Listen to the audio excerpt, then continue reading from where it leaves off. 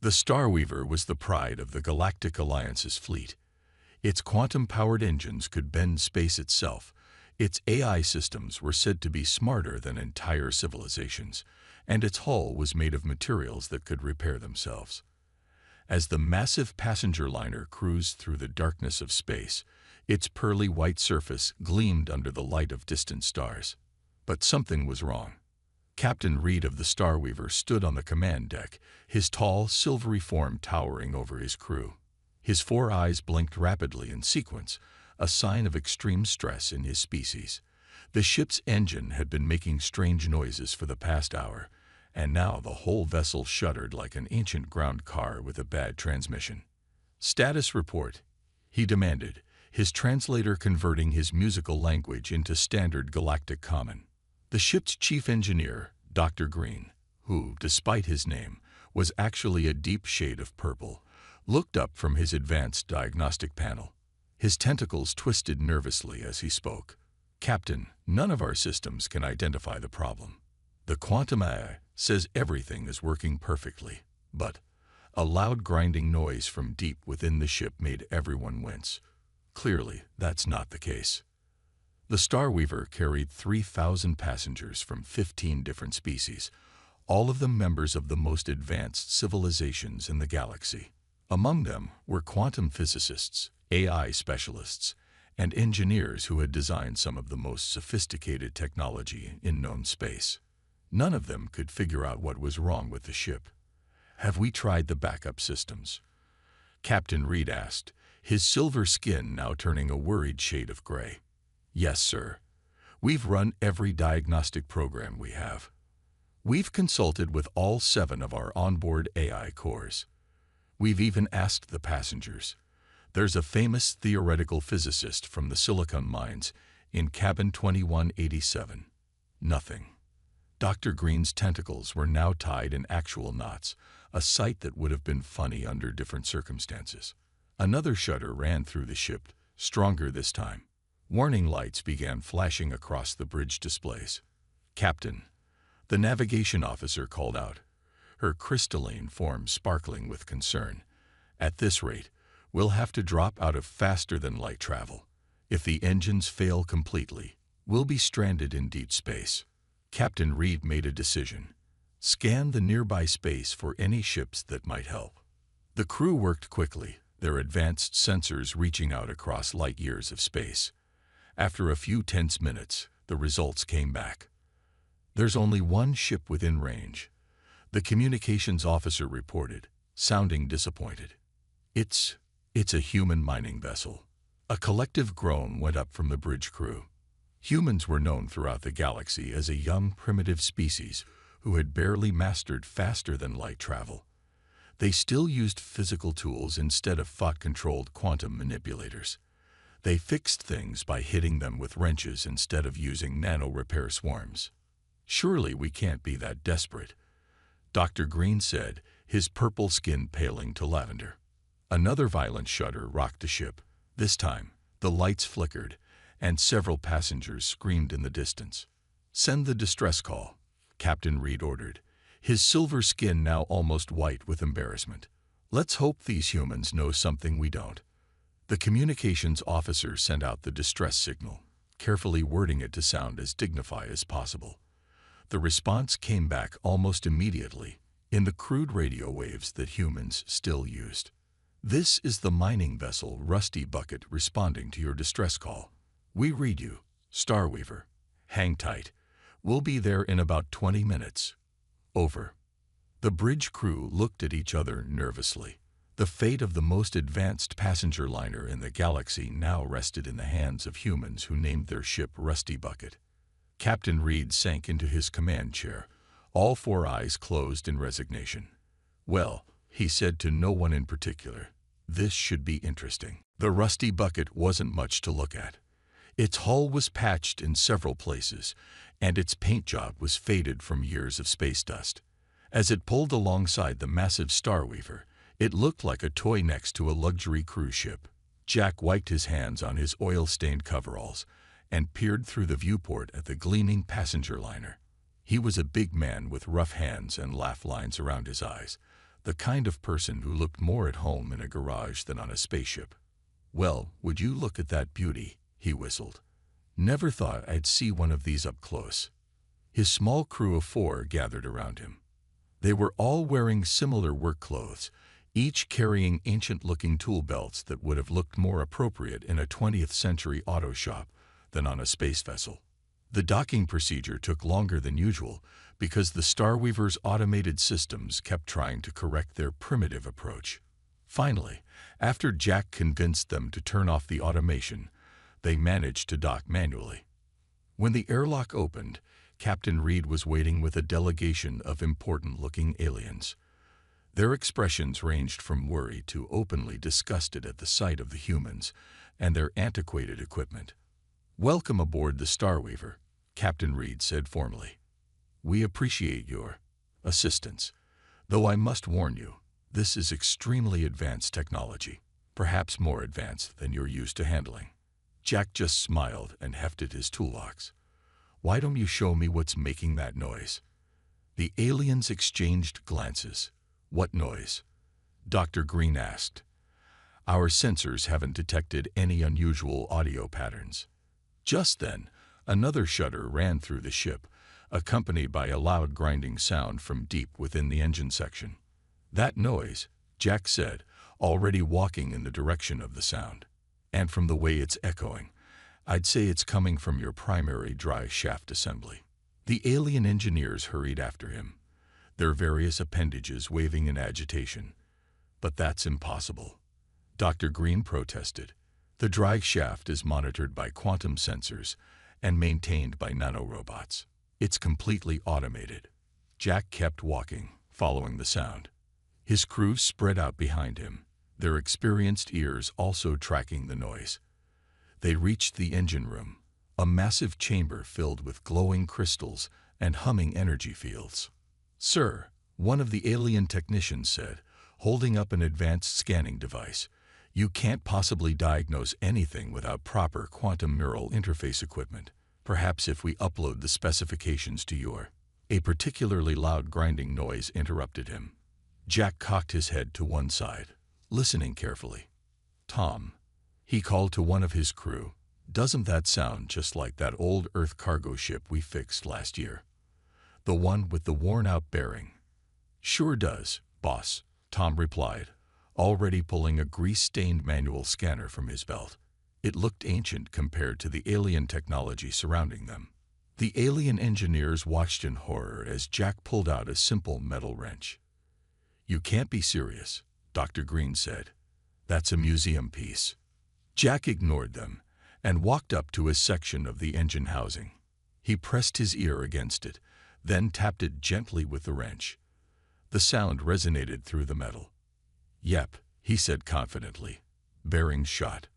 Probably the main one supporting your dry shaft. All your fancy sensors are looking for quantum problems. But sometimes," he tapped the housing again, "it's just basic mechanics." "Impossible," one of the alien engineers declared. "The quantum field would have—" "Would have what?" Jack interrupted kindly. "Stopped metal from wearing down. Prevented friction.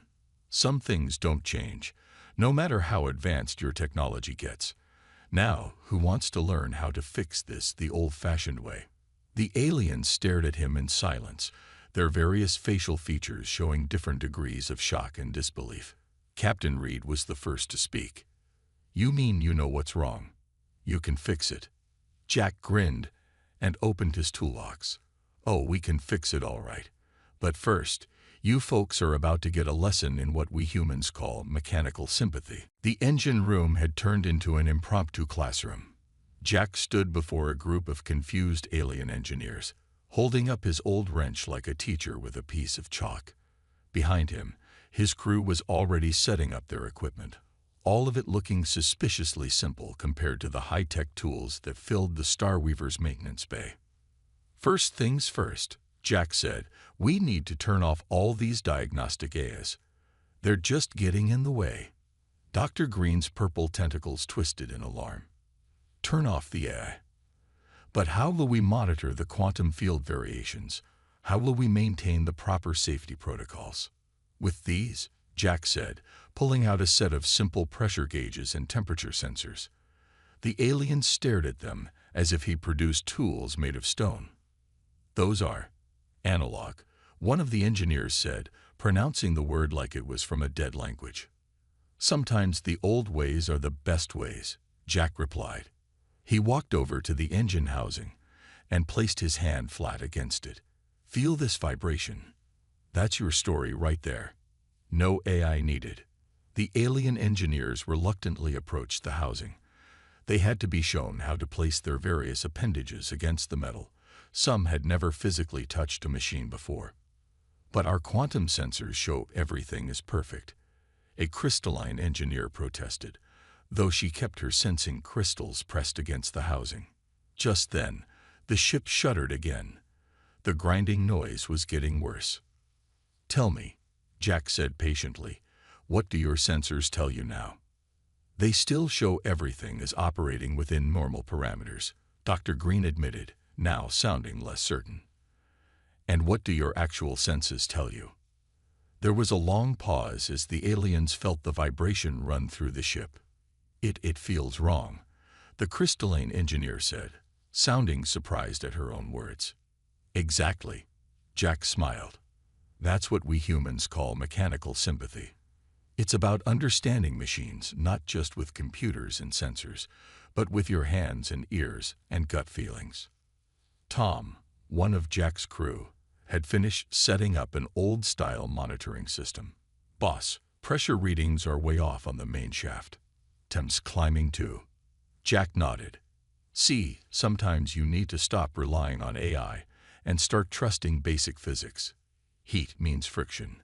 Friction means something's wearing down." The aliens watched in fascination as Jack's crew worked. They used wrenches, pressure gauges, and other simple tools that most advanced civilizations had abandoned centuries ago. There was no neural interfacing, no quantum field manipulation, just skilled hands and basic tools. "Now," Jack said, "who wants to learn how to use a torque wrench?"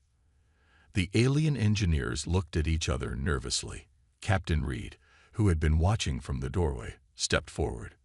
"I do," he said, his silver skin shifting with determination. One by one, the other engineers joined in.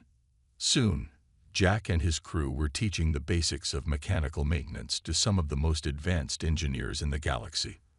They learned how to read pressure gauges, how to listen for unusual sounds, and how to feel when something wasn't right. "But this is so primitive," Dr. Green said, though he was clearly fascinated as he learned to use a socket wrench with his tentacles. "Maybe," Jack agreed, "but sometimes primitive works when advanced fails. Your ship is full of amazing technology, but at its heart, it's still a machine. It has moving parts. Those parts wear down. All the quantum fields in the galaxy won't change that." The crystalline engineer, who had turned out to be surprisingly good with the wrench, looked up from her work. "I'm beginning to understand. We've become so focused on the advanced systems that we've forgotten the basics." "Exactly," Jack said. "Now who's ready to learn about bearing maintenance?" The aliens gathered around eagerly, their previous disdain forgotten. Even Captain Reed had rolled up his sleeves, or what passed for sleeves in his species' clothing, and joined in. As Jack began explaining the basics of mechanical maintenance, he couldn't help but smile. Sometimes the best solutions weren't the most advanced ones. They were the ones that had worked for centuries. After 3 hours of careful work, Jack's crew had removed enough of the engine housing to reach the main dry shaft. The alien engineers crowded around, their various eyes, sensors, and sensing organs all focused on what Jack was about to show them. "There's your problem," Jack said, pointing to a large bearing that connected 2 massive sections of the dry shaft. Even to untrained eyes, something was clearly wrong. The bearing's surface was worn and uneven. Tiny pieces of metal had flaked off, and it moved with a wobble that shouldn't have been there. "Impossible," Dr. Green whispered, but his purple color had faded to a pale lilac. "These bearings are made of ultra-dense, quantum-stabilized metals. They're designed to last for centuries." Jack ran his finger along the worn surface. Nothing lasts forever, especially not moving parts. Look here, see these marks? This bearing's been running hot for months, maybe years. When's the last time anyone actually looked at it? The aliens exchanged uncomfortable glances. We never look at the physical components, the crystalline engineer admitted. The AI systems are supposed to handle all maintenance. And what did your eye say about this? Jack asked, though he already knew the answer. Captain Reed stepped forward. The AI kept reporting that all systems were functioning normally. It still is, even now. Jack nodded. That's because your eye is only programmed to look for quantum field disruptions and energy fluctuations. It's not checking for good old-fashioned wear and tear. He pulled out a small measuring tool, just a simple micrometer, and checked the bearing's dimensions. This bearing has worn down almost 2 millimeters. That's why your drive shaft is wobbling. The wobble puts stress on the quantum field generators, which is why your ship keeps shuddering. The aliens gathered closer, fascination overcoming their previous disdain for primitive tools. Tom handed out magnifying glasses, another simple but effective tool, and soon the engine room was full of alien engineers examining the worn bearing with newfound interest. But this changes everything, Dr. Green said, his tentacles waving in excitement. Our whole maintenance philosophy is based on the idea that quantum field monitoring can catch any problem. Looks like you found a blind spot, Jack said kindly. Sometimes the simplest problems are the hardest to spot, especially when you're only looking for complicated ones. Captain Reed's silver skin rippled with concern. How many other ships in our fleet might have the same problem? We have thousands of vessels, all running on the same maintenance protocols. And all of them probably have bearings and joints and seals that nobody's physically checked in years, Jack added. The crystalline engineer had been studying the bearing through her magnifying glass. I can see the wear patterns now. It's so obvious once you know what to look for. How did we miss something so basic? Because, Jack explained, you folks got so good at the advanced stuff that you forgot about the basics. It's like building a house. Doesn't matter how fancy your windows are if your foundation is cracking. Tom came over with more readings from their simple diagnostic tools. Boss, looks like there are 3 more bearings showing similar wear. Not as bad as this one, but they'll need attention soon. The aliens were now fully engaged, using their newly learned skills to check other parts of the engine. They found worn seals, stressed joints, and other simple mechanical problems that their advanced systems had completely missed. I don't understand, Captain Reed said, watching his engineers work with their new tools. We're supposed to be the most advanced species in the galaxy. How did humans know something we didn't? Jack smiled as he packed up his tools for the next phase of repairs. Being advanced doesn't always mean being right. Sometimes the best knowledge isn't about having the fanciest technology. It's about understanding the basics and being willing to get your hands dirty. The ship shuddered again, but now everyone understood why. More importantly, they knew how to fix it. The real question was, how would the rest of the Galactic Alliance react when they learned that their entire fleet needed something as simple as a bearing check? We have a problem, Tom said, looking up from his tablet. The Starweaver's fabrication system doesn't have the right bearing design in its database. It only has quantum-stabilized parts, and those won't work for what we need. The alien engineers, who had been excitedly learning about mechanical repairs, suddenly fell silent.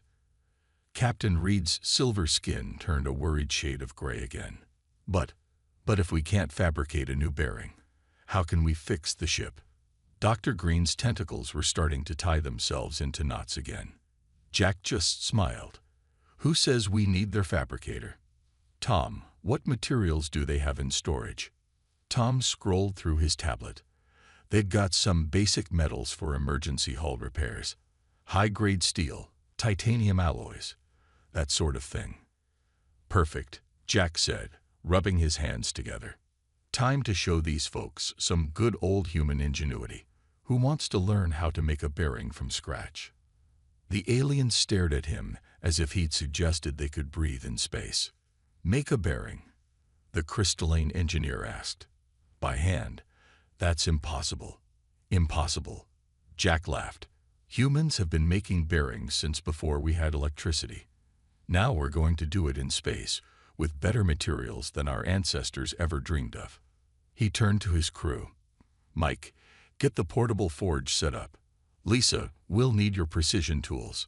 Tom, start calculating the exact dimensions we need." The aliens watched in amazement as Jack's crew sprang into action. They converted a corner of the massive engine room into a makeshift workshop. The portable forge, another primitive tool that the aliens had scoffed at earlier, was now the center of attention. First, Jack explained to his captivated audience, "We'll melt down some of that titanium alloy. The tough part isn't making the bearing, it's making it perfect." For the next few hours, the engine room became part workshop, part classroom. Jack and his crew showed the aliens how to melt metal, form it, and shape it with incredible precision.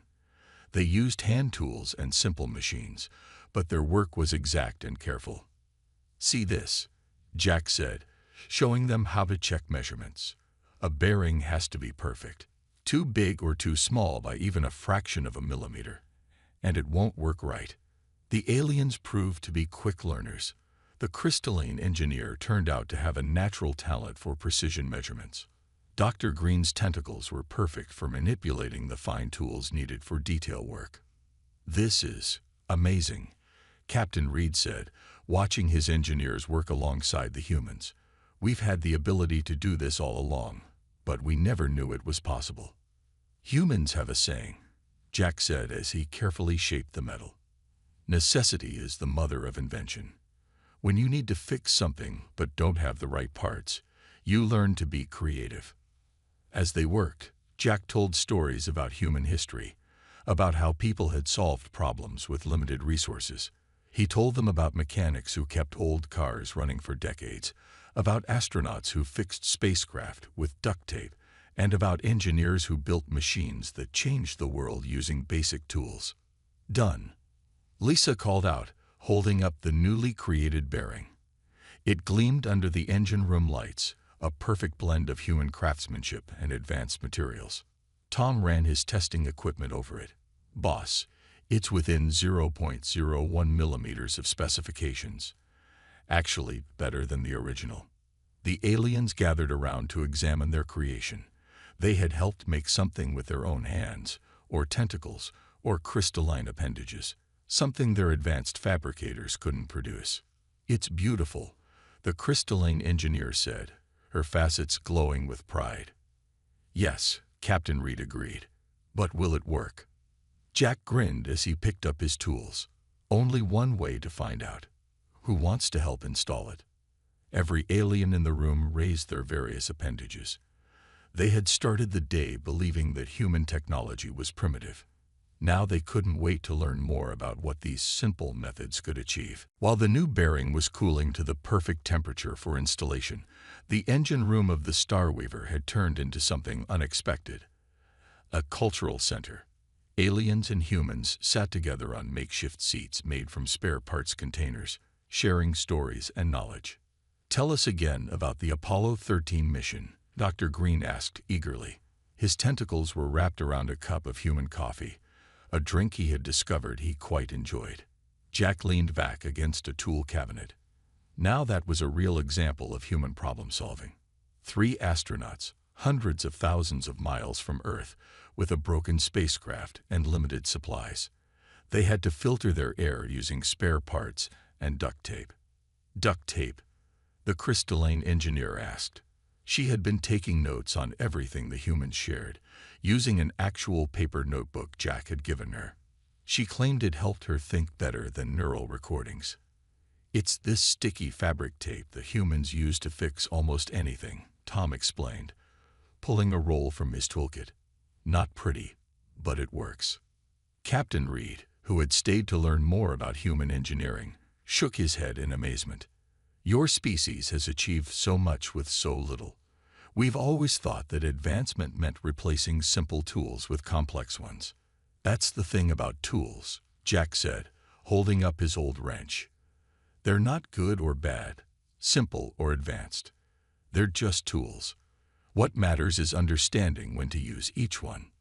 Lisa, who had been teaching some junior alien engineers about mechanical tolerances, joined the conversation. "It's like Jack always says, a computer can tell you that something's wrong, but it takes human hands and human intuition to really understand why." The aliens were fascinated by stories of human engineering history.